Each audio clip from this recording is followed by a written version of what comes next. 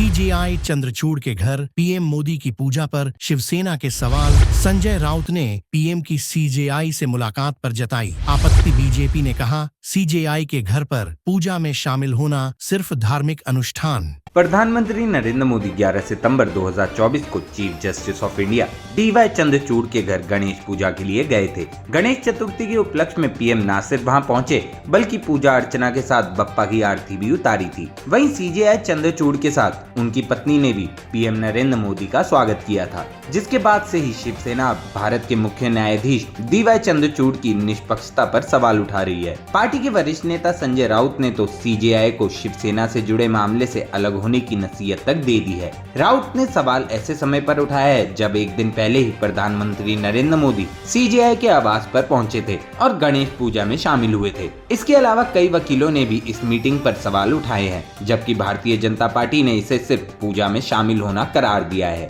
संजय राउत ने पीएम मोदी के सीजेआई के घर जाने पर सवाल उठाए हैं। उन्होंने कहा, प्रधानमंत्री जी और सर हमारे चीफ जस्टिस साहब ने एक साथ मिलकर आरती भी उतारी भगवान की।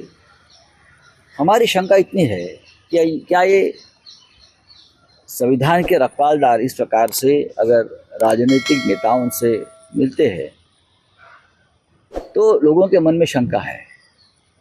हमारी जो केस है महाराष्ट्र में, जो घटना बाह्य सरकार चल रही है और उसकी सुनवाई चंद्रचूड़ साहब के सामने चल रही है, तो हमें शंका है कि हमें न्याय मिलेगा।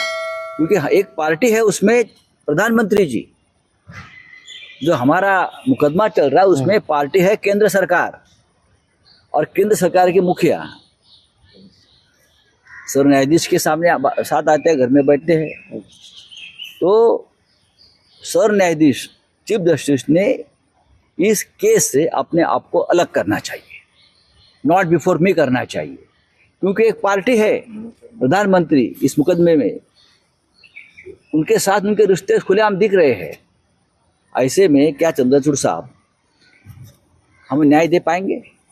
3 साल से तारीख पर तारीख हो रही है, एक गैर कानूनी सरकार चल रही है। एनसीपी और शिवसेना जैसी पार्टी को जिस तरह से तोड़ा है, हाँ, उनके सामने ये भी गलत है। हमें न्याय नहीं मिल रहा है।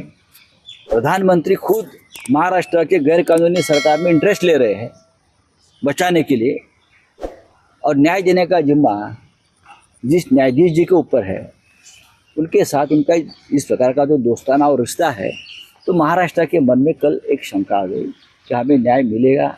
ऐसा लगता नहीं।